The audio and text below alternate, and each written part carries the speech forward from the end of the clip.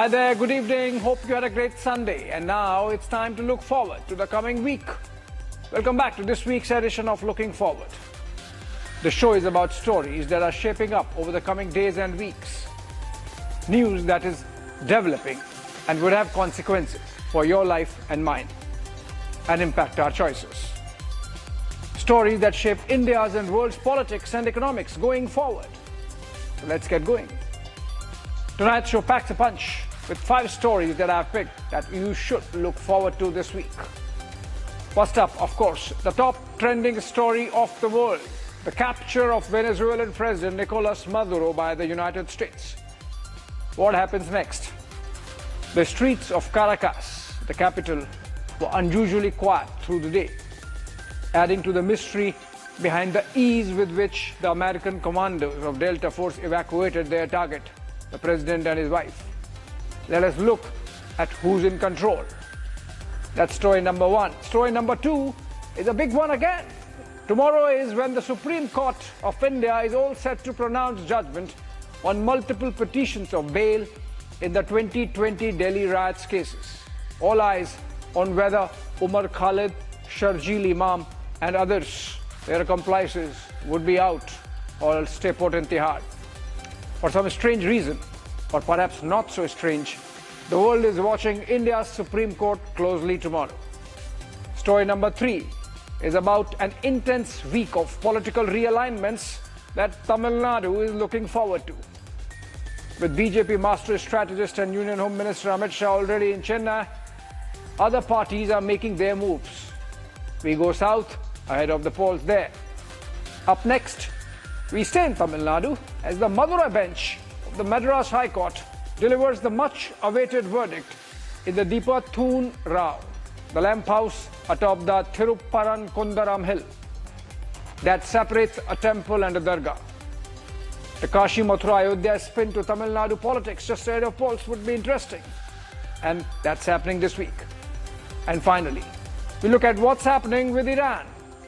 Is Ayatollah Khamenei, the supreme leader, next, given the turbulence that's building up and the attention it has got from Uncle Sam or Uncle Donald? Starting with the headlines first.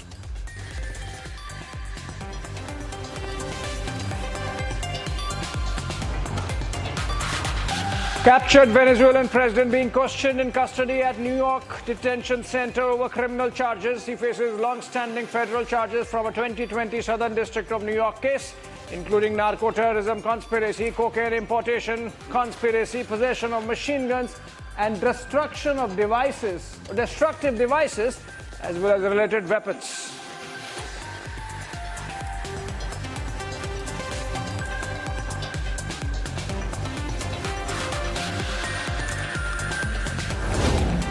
The Constitutional Chamber of Venezuela's Supreme Court orders that Vice President Delcy Rodriguez assume the role of acting president of the country in the absence of Nicolas Maduro. China urges the United States to release Maduro. His wife at once asks to stop toppling Venezuelan government. China also condemned the capture, calling it a blatant violation of international law and urged the United States to release Maduro at earliest.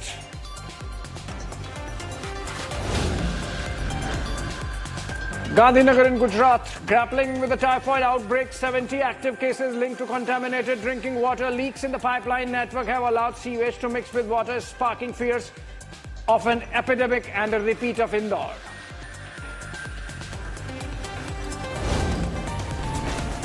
12 Maoists, including senior leaders Sachin Magdu and Sukka, were neutralized in an encounter with security forces in Sukma of Chhattisgarh on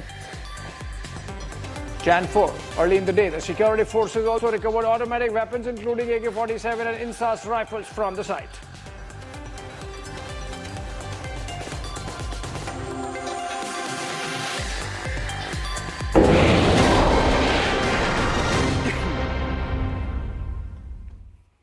All right, welcome back, friends. In a bold stroke that echoes the audacious foreign policy of a resurgent America under President Trump, the capture of Nicolas Maduro on January 3 marks a pivotal reckoning for Venezuela's long-suffering people and a stark warning to autocrats worldwide. Trump's stewardship of Venezuela's oil riches risks imperial overreach at the same time. The Democrats have decried it as reckless adventurism. But the true test lies ahead. Will this intervention birth democracy or breed insurgency and a civil war, reshaping Latin America's volatile landscape?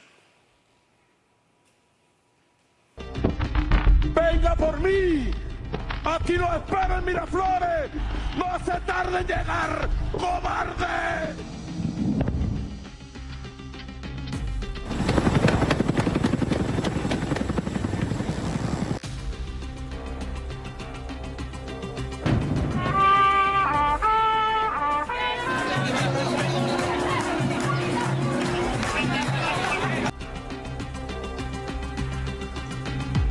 That was Nicolas Maduro, just months ago, throwing down the gauntlet after America slapped a $15 million bounty on his head.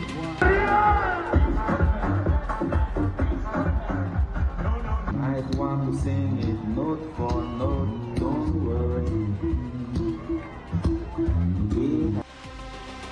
Defiant and unyielding, he dared them to come.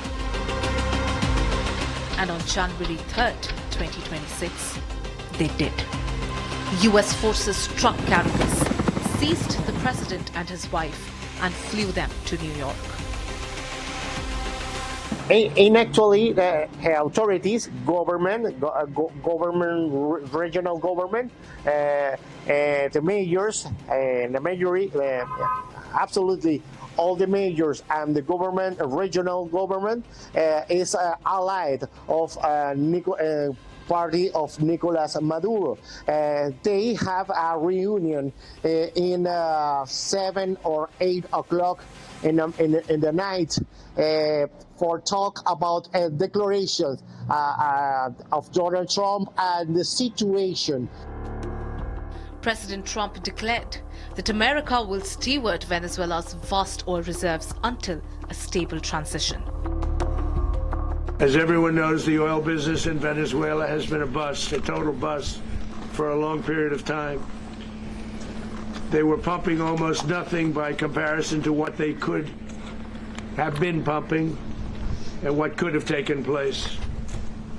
We're going to have our very large United States oil companies, the biggest anywhere in the world, go in, spend billions of dollars, fix the badly broken infrastructure, the oil infrastructure. For millions who fled hunger and repression, this sparks hope. Yet, shadows remain. Loyalists in hiding, potential insurgency, and a world divided in outrage. Key infrastructure secured, political prisoners beginning to walk free. Opposition icons like Maria Machado, the 2025 Nobel Peace Prize laureate, and Edmundo Gonzalez call for immediate democratic handover. But the road ahead might not be what the opposition expected. I think it would be very tough for her to be the leader. She doesn't have the support within or the respect within the country. She's a very nice woman, but she doesn't have the respect to be the leader. For Republicans, this is strength, long delayed and finally delivered. The Republican Party have predominantly, interpreted Maduro's defense as evidence of his statue as an illegitimate dictator and a narco-terrorist. And definitely, the Republican Party has always said that he poses a direct threat to the United States security through drug trafficking and regional instability. So definitely, his refusal, Maduro's refusal to negotiate or step down was a confirmation of his criminal entanglements and definitely justifying aggressive, U.S. intervention as self-defense rather than unprovoked aggression. So GOP leaders from the Senate to the House and the GOP chairman They all framed Trump's operation as a necessary execution of a long-standing Department of Justice warrant from the 2020 targeting Maduro's indicted role in narco-terrorism. So the Senate Majority Leader John Thune called it as an important first step to bring Maduro to justice for drug crimes, while anticipating further briefing on the administration's counter narco-terrorist strategies. So first, I would like to say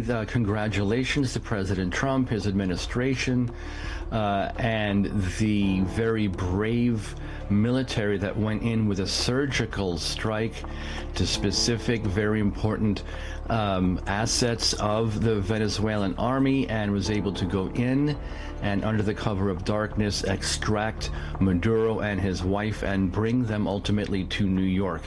Now, I also would make this very important point that we are behind him. The majority of Americans are behind this operation.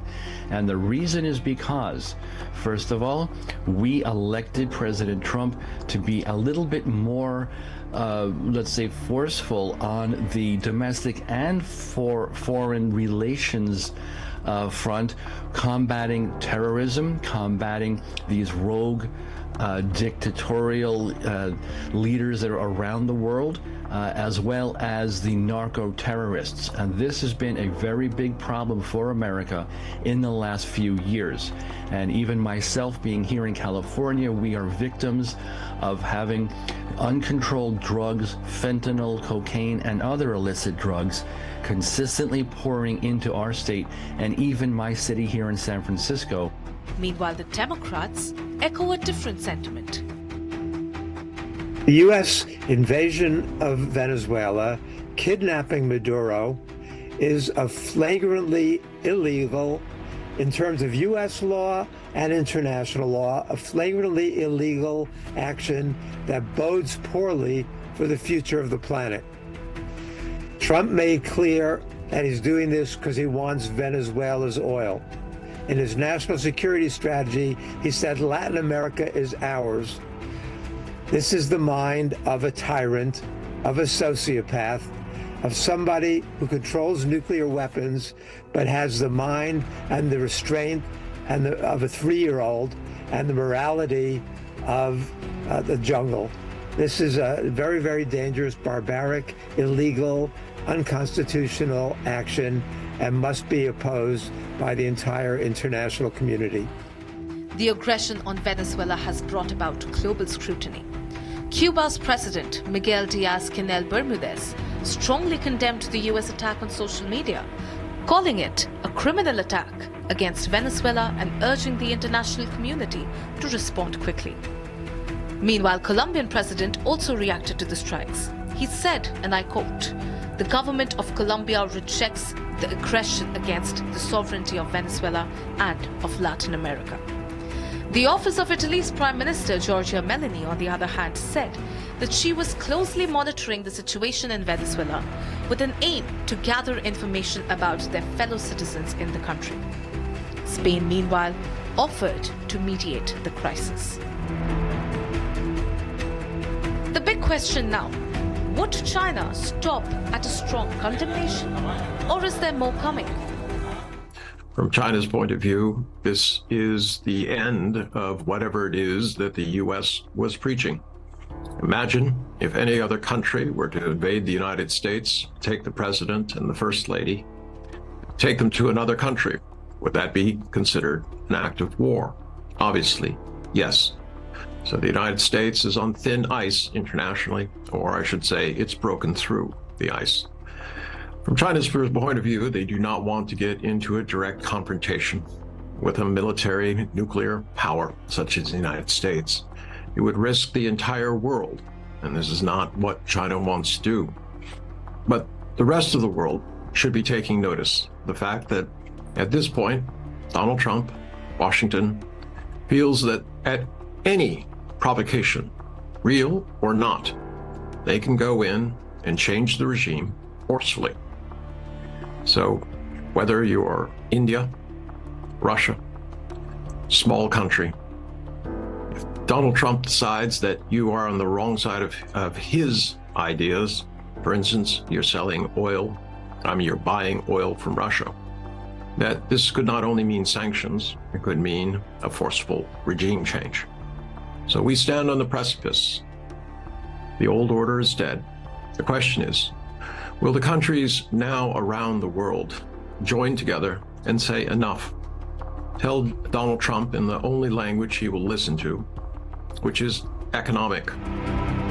Maduro pivoted hard towards China when the West shut its doors. Oil for loans, loyalty for lifelines. Gather together, whether you're friends or not, whether your ideologies match, and tell the United States, quite frankly, that there is no room for this kind of action. And that if it persists, the entire world will act as one in terms of sanctioning the United States. But today, that alliance looks thin. Maduro paid the price of pivoting to China and still found himself out in the cold. Back in Caracas, a power vacuum has come into the picture. But revolutions without order can turn quickly. The reason why was Nicolas Maduro and his wife Celia Flores kidnapped, abducted, a rendition operation carried out? When I saw President Trump's press conference, he talked about narco-terrorism. He talked about how they're involved in drug trafficking. If I remember correctly, in the past, Maduro was termed as the head of the Cartel de Sols, which again has not been proven. It's been denied strenuously by Maduro and the people close to him. But one thing is important, that as far as fentanyl is concerned, Venezuela is a negligible, if not a very negligible supply, if at all. I don't think it is, as far as I know. And as far as cocaine is concerned, again, Venezuela is negligible because it's basically Mexico and Colombia and other countries that supply or are sort of conduits for supply of these banned narcotic substances to the United States. So obviously there is something more than these accusations. As far as trafficking of humans are concerned, the whole of Latin America does that. South America, in the sense that maybe consciously or unconsciously, subconsciously, the government doesn't necessarily need to encourage it, but you remember people trying to immigrate to the United States, and it's not just Latin America, it's people from all over the world, including India, because they see that, or they saw that as a land of opportunity. So that could not be a reason to take out the president of an independent country. The Security Council now becomes the next battlefield. And for New Delhi, it is a tightrope. India's position in this particular case, I think one is that very careful watch and eye on what has happened and the developments in Venezuela. Secondly, India will also look at the international ramifications of this, capture or kidnapping of a sitting president of a country. Which is definitely in violation of international norms. America is packaging it as not an attack on a country or a sovereign nation like that. America is portraying it as an action by American law enforcement agencies, the Department of Justice, to bring back into America a criminal, a drug trafficker. That's how America is positioning it. Maduro had dared the United States to come for him. And they did. And we are ready to stage a second and much larger attack if we need to do so. So we were prepared to do a second wave if we needed to do so. We actually assumed that a second wave would be necessary, but now it's probably not. The first wave, if you'd like to call it that. The first attack was so successful, we probably don't have to do a second, but we're prepared to do a second wave, a much bigger wave, actually. Venezuela now stands at history's edge. Potential rebirth through democracy and renewed prosperity, or descent into prolonged turmoil and division. The choices in Washington, Caracas and world capitals in the coming weeks will determine if this dramatic chapter closes with hope or opens new conflicts for Venezuela.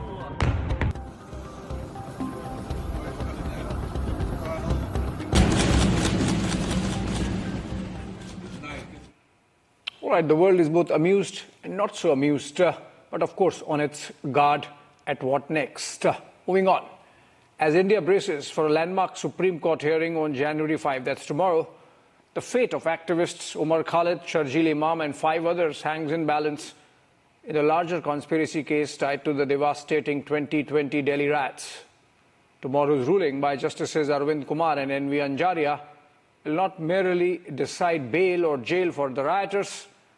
It will signal whether India prioritizes swift justice in grave terror-linked allegations or risks emboldening those who exploit social divisions forever, shaping the nation's approach to protest, accountability and unity in a polarized era.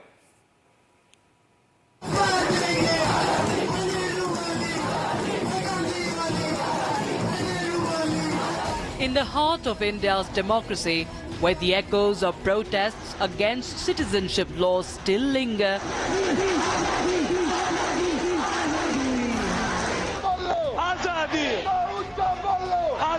two names had become symbols of a larger battle: Umar Khalid and Sharjeel Imam.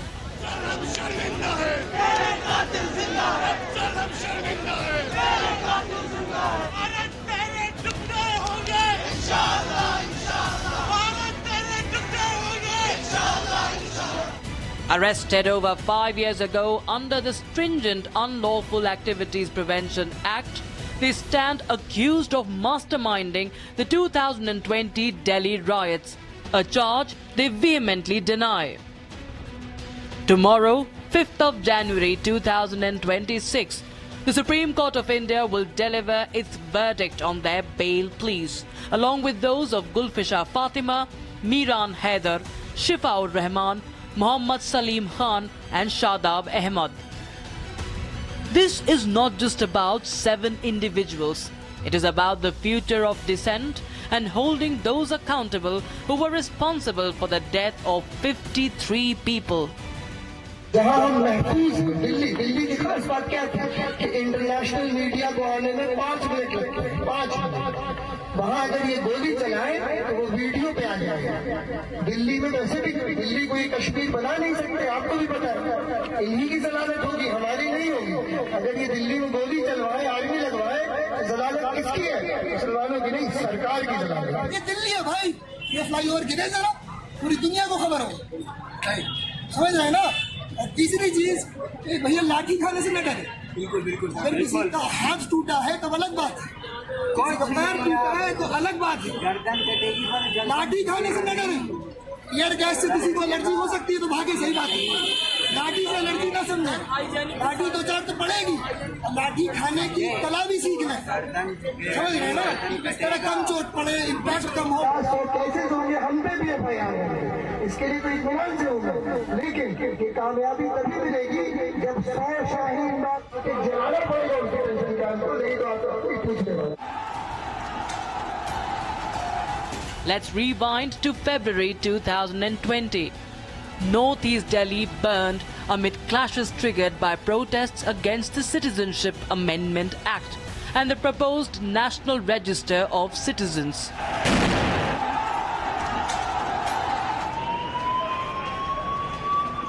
The February 2020 violence in Northeast Delhi was not a spontaneous outburst.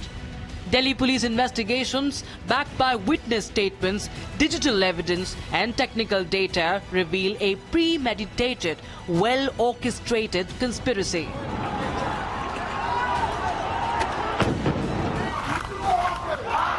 Khalid emerges as the architect who floated the idea of Chakka Jam blockades to paralyze the city. He allegedly coordinated secret meetings, directed stockpiling of weapons, knives, stones, acid bottles, and worked through groups like the Delhi Protest Support Group to turn protests into riots. Sharjeel Imam, operating under Khalid's influence, delivered speeches that police say incited division, communal hatred and rebellion, laying the groundwork for the first wave of unrest. पहले भी शायद कर चुका हूँ 5 लाख लोग हमारे पास हो organised तो हम हिंदुस्तान और नॉर्थ ईस्ट को परमानेंटली कट कर सकते हैं और हम परमानेंटली नहीं तो कम से कम 1 महीने के लिए तो कट कर ही सकते हैं मतलब इतना मवाद डालो पटरियों पर रोड पे कि उनको हटाने में 1 महीना लगे ठीक ही नहीं जाए एयरफोर्स से असम को काटना हमारी जिम्मेदारी है असम और इंडिया कट के अलग हो जाए Evidence, WhatsApp chats, speeches and alleged secret meetings. It's a free country. Let people talk. If somebody is an anti-national, if there is a proof, if there is concrete proof, nobody says don't punish the guilty. But don't try to curtail the talks, the thoughts. Don't try to have just one way of thinking. It's a diverse country and that is the beauty of India. And the beauty of India is, the idea of India is the freedom of expression, the freedom of speech. You can talk, you can think, you can discuss. And if you curtail it in the name of nationality, in the name of nationalism, in the name of patriotism, India is going to go down. For over 5 years, more than 1,800 days, these accused have remained in custody, and rightly so. The Delhi High Court, in its September 2025 ruling, found prima facie evidence of their roles, thus denying bails.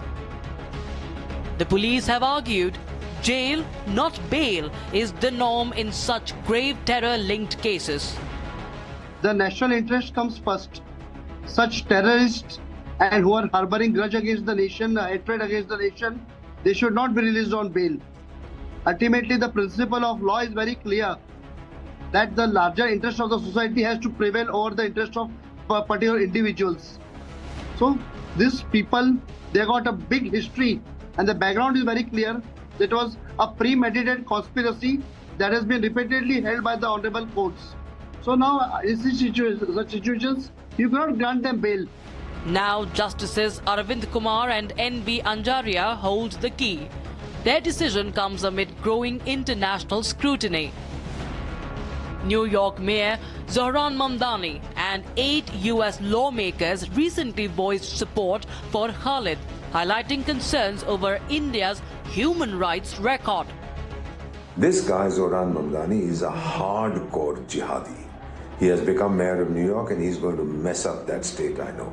So, Mr. Mamdani, we don't appreciate your interference in our judicial process. You look after your own state, your own country, and get rid of the idea that you will Islamize America and through that you will Islamize the whole world. You have posted this message, you have sent this handwritten letter, if you have written it, only because Umar Khalid is a Muslim. No, sir. In the Indian system of justice, you like it or not, we don't go by a person's religion. We go by the facts of the case. So lay off, Mr. Mamdani. Question is, why are they so interested? Is it the Tukde Tukde toolkit at work?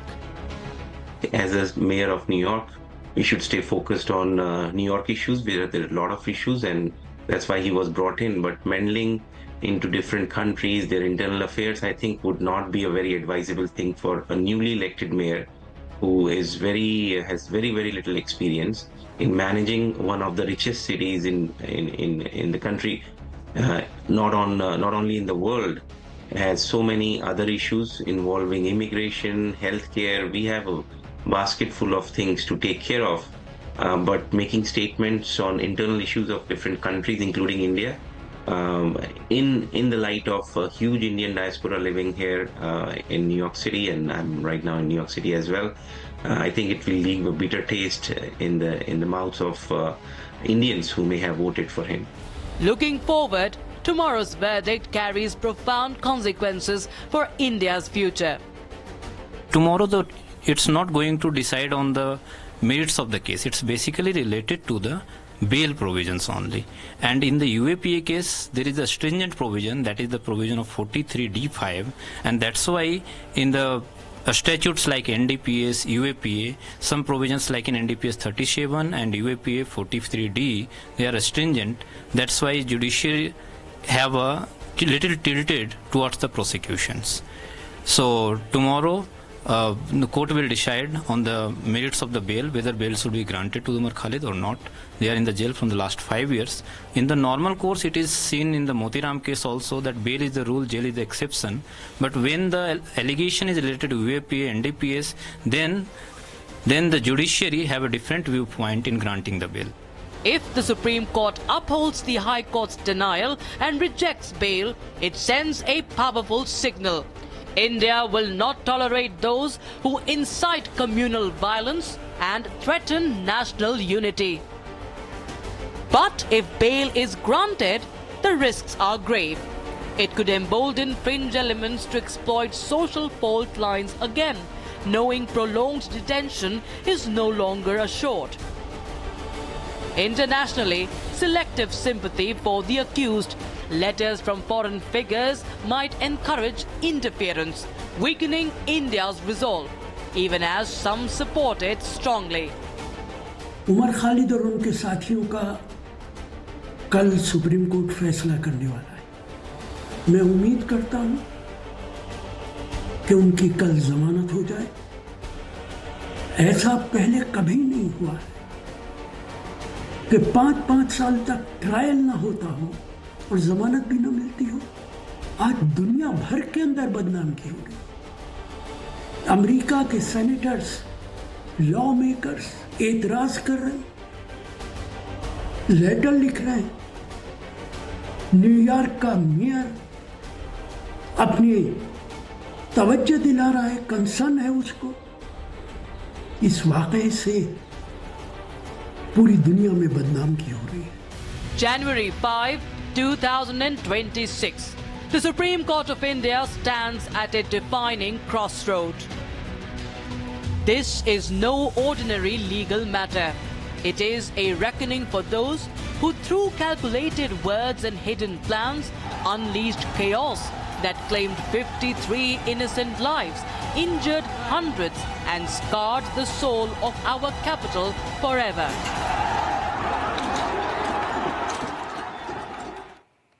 Right from Delhi to Chennai, the political landscape in Tamil Nadu is witnessing significant shifts, with actor Vijay's Tamilaga Vetri Kadagam exploring alliance with Congress and former Chief Minister O. Paneerselvam's faction. The DMK-Congress alliance is facing challenges, with Congress seeking more seats and power sharing. AIADMK is trying to capitalize on the situation, while BJP's Amit Shah is in Tamil Nadu as we speak, indicating possible realignments this coming week. Here is what is expected in Tamil Nadu politics.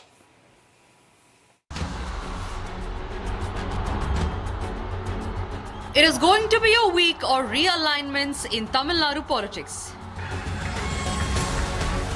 And this is what started it all, a claim by DMK's Kanimoy. Allied Congress's data chief Praveen Chakravarti hit back.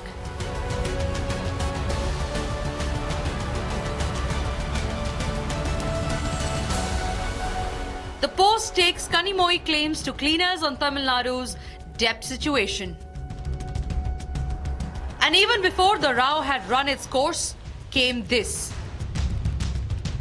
A stinker of a post on X from Congress MP S. Jyotimani punching holes into the Grand Old Party's strategy for the Tamil Nadu elections.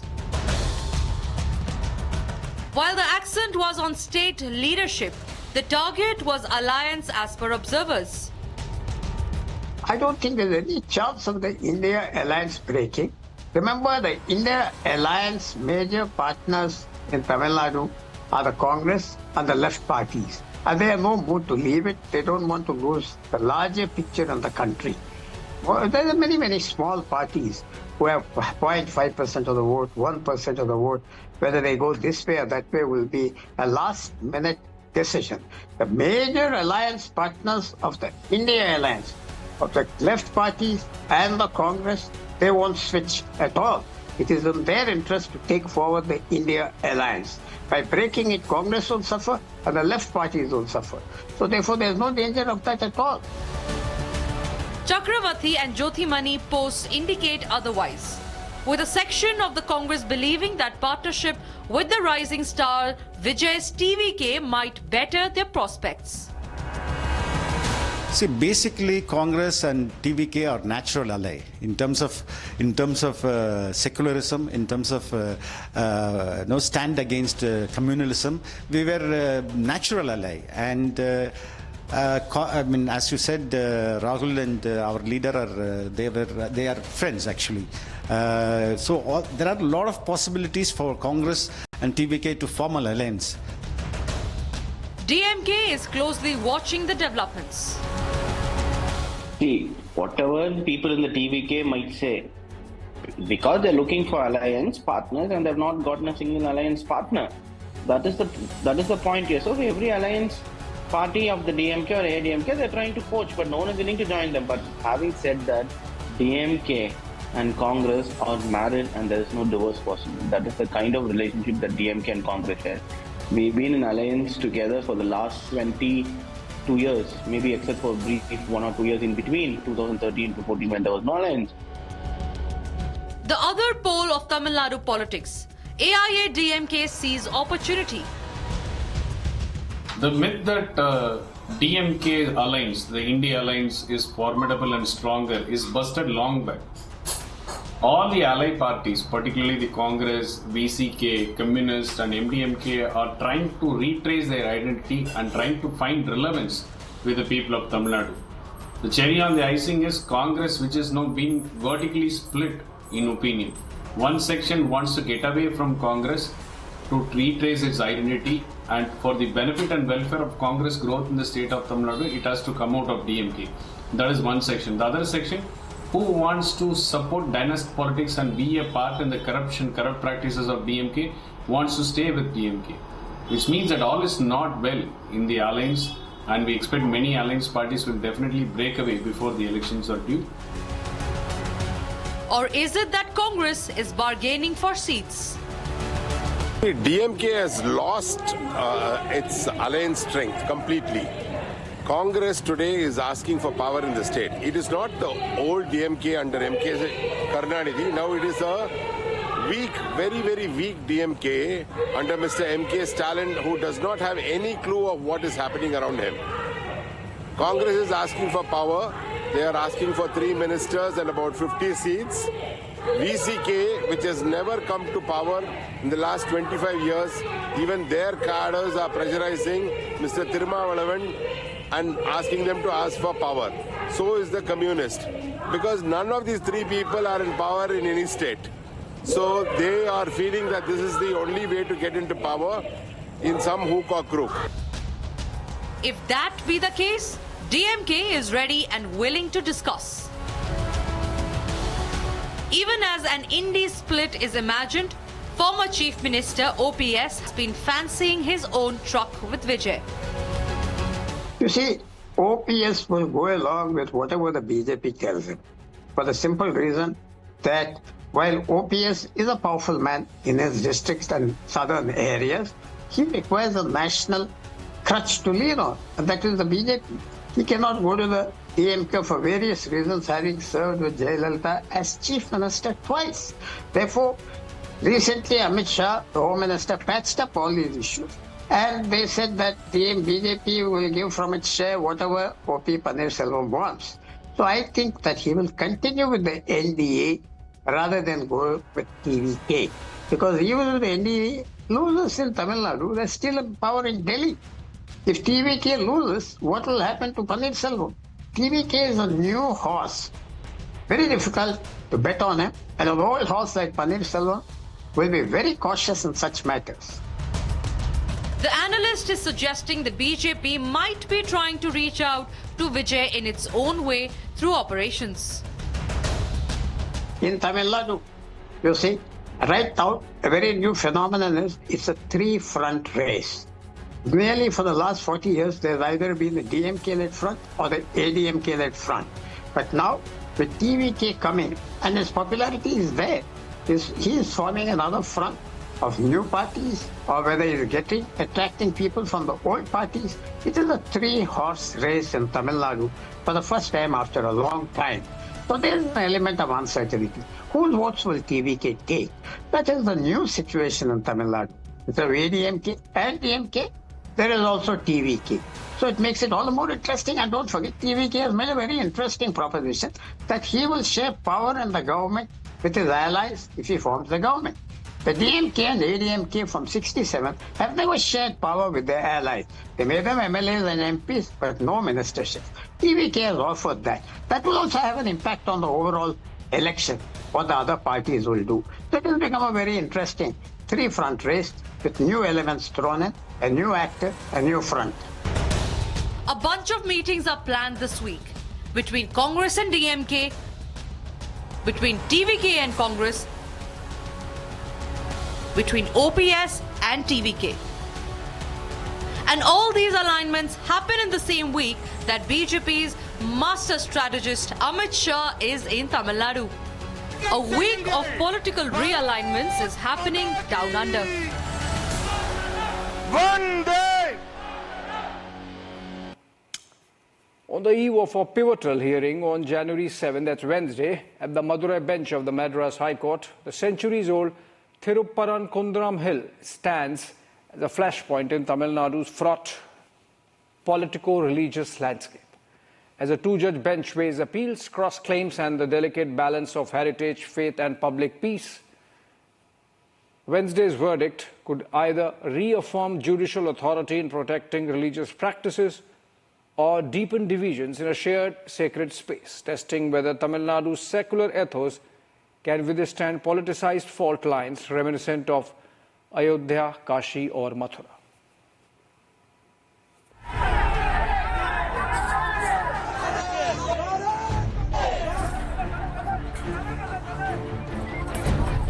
It is Judgment Day on Wednesday, January 7th, on the Deepam lamp lighting row at the Madurai bench of the Madras High Court. At the heart of the matter, a centuries-old conflict.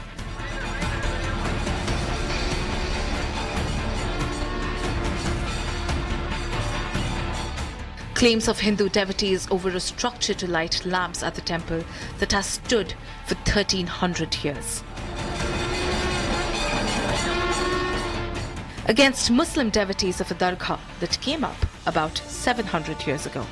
Lying dormant for most of the last 50 years, the row flared up on December 1st when a single judge bench of Justice G.R. Swaminathan ruled in favour of Hindu devotees, giving them right to light up the Deepam. The DMK government quickly intervened to deny the order, even risking contempt of court on grounds of law and order.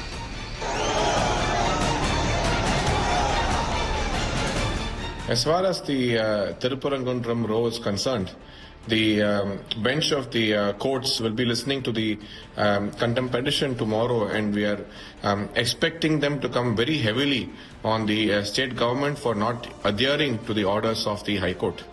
So even after a very clear verdict has been pronounced, just for the sake of political gains, the DMK has refrained from respecting the court's orders. Apart from all the faiths and beliefs involved, the DMK is now even willing to not respect the courts and the orders pronounced by the courts just for the sake of appeasement and just for its petty politics of vote. So this is highly condemnable, and we are looking forward to seeing the court come down heavily on the DMK.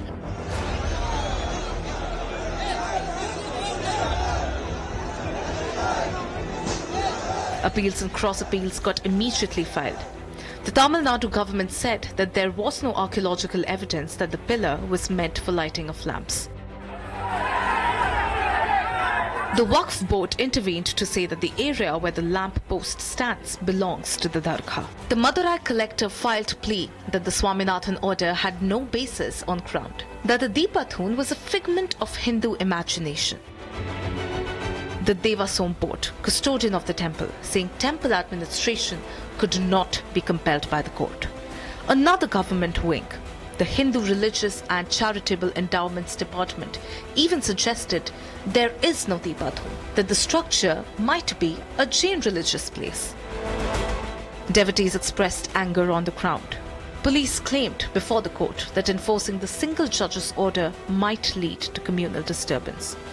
BJP picked up the issue aggressively, showing it as a continuation of Sanatan hate of the ruling DMK.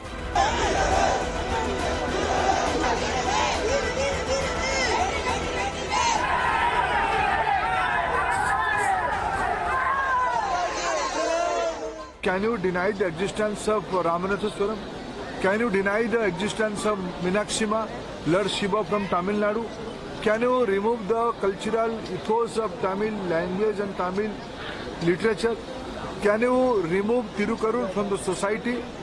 Those who are propagating this kind of theory, they are fool, they are misunderstood. Let Lord Shiva forgive them.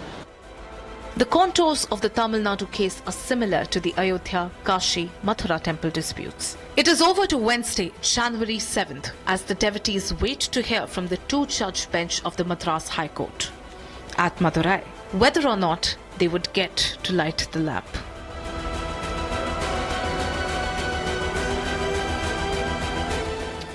Moving on to the last one, Iran has of late borne witness to its economy plummeting to its lowest ever and a socio-political upheaval consequent of that economic turbulence.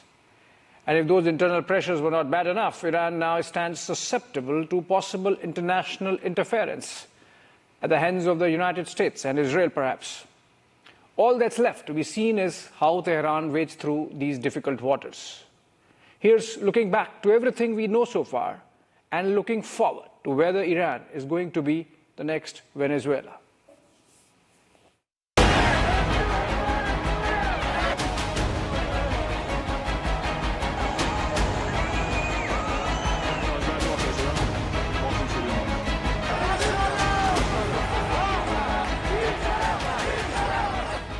What began as a strike by merchants in Tehran has quickly escalated into nationwide protests and deadly clashes with security forces across Iran.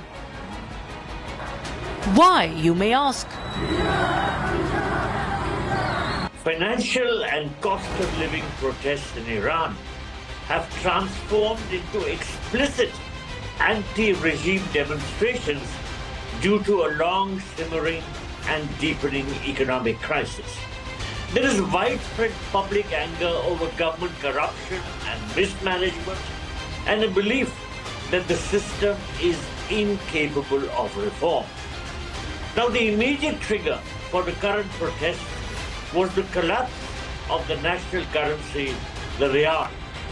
It was a sudden nosedive in the value of Iran's currency.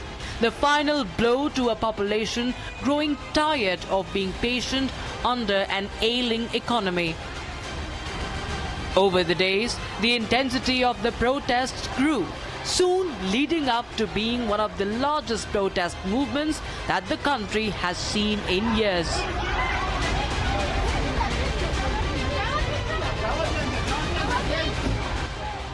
And while it would not be the first of protests seen since the inception of the Islamic Republic,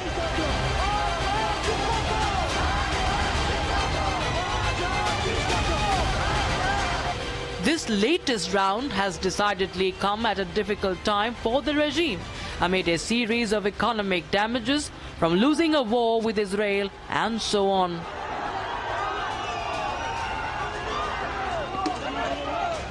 I do not think Iran is going to be defeated very easily. When the US attacked Iran ostensibly to bomb its nuclear facilities, that didn't work. Iran was smarter. It had already moved the 400 odd kilos of enriched uranium elsewhere, and its centrifuges were largely untouched.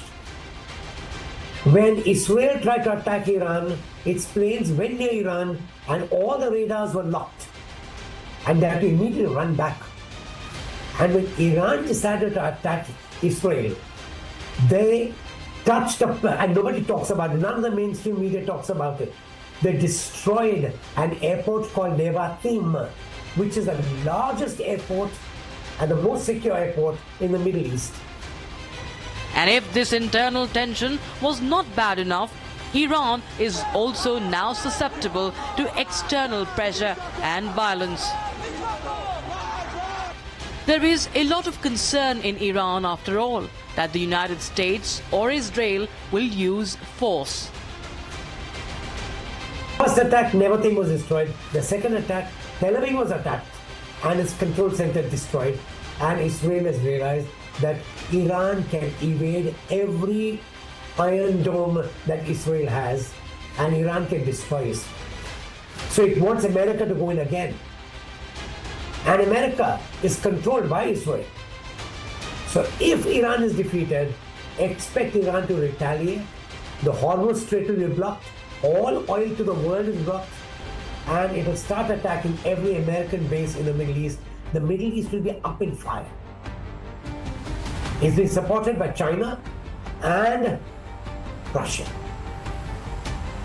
This, as US President Donald Trump, in a Truth Social post on Friday, said that the United States could consider some form of intervention if Iran were to continue violent killing of peaceful protesters. Israeli Prime Minister Benjamin Netanyahu has followed suit. Say to the entire world, never again, never again, never.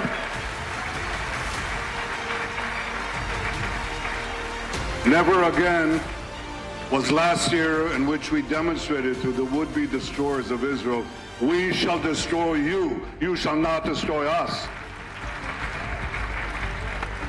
Never again is next year, and never again is forever. Because we have changed Jewish history. The establishment of the sovereign Jewish state and the sovereign Jewish army and our defense arms, we are able to do something that Jews for centuries in the diaspora could not do. Iran's government has said it was listening to the voice of people and was seeking to restore calm.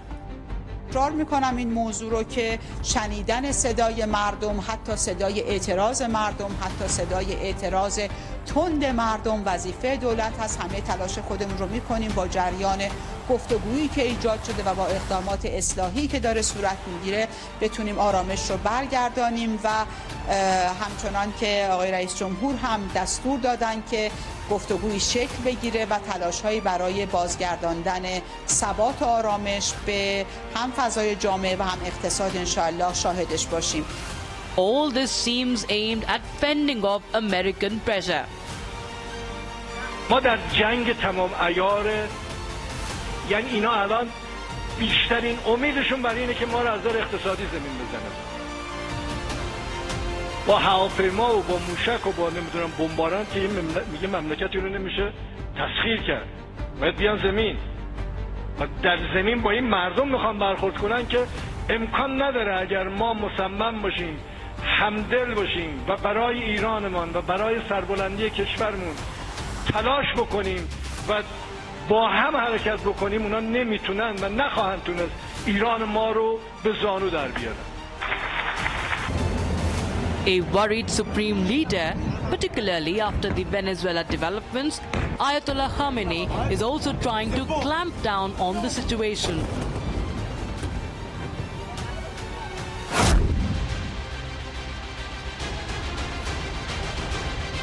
این گران شدن قیمت ارز خارجی، بالا رفتن بی حساب قیمت ارز خارجی در عدم ثبات و هیبر بالا بیاد پایین که کاسب ندونه تکلیفش چیه، این طبیعی نیست، این کار دشمنه. آدم تهدید شده مزدور دشمن پشت سر بازاری ها بایستن و شعار ضد اسلام و ضد ایران و ضد جمهوری اسلامی بدن. این مهمه. ما با معترض حرف میزنیم، باید حرف بزنن مسئولین با معترض، اما با اغتشاشگر حرف زدن فایده ای نداره. اغتشاشگر رو باید به جای خودش نشان. در مقابل دشمن کوتاه نمیاییم. ما با اتکای به خدای متعال، با اتکال به خدای متعال و با اطمینان به همراهی مردم انشاءالله به توفیق الهی دشمن رو به زانو در خواهیم آورد. As for how effective is the regime's strategy of blaming foreign interference while using force to suppress domestic dissent? Now, the Iranian regime's strategy of blaming foreign interference while using force to suppress domestic dissent has mixed effectiveness. It secures short-term stability internally, but it loses credibility among citizens and also among other nations. By framing protests as a foreign-backed security threat, the regime has been justifying a harsh, coercive response, including violence, mass arrests, and internet shutdowns.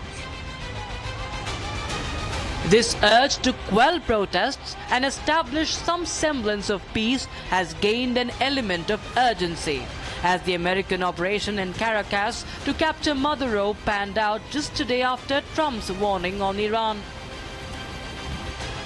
Question is, would the Iranian regime succeed in quelling the protests, or would Uncle Sam move in to take charge?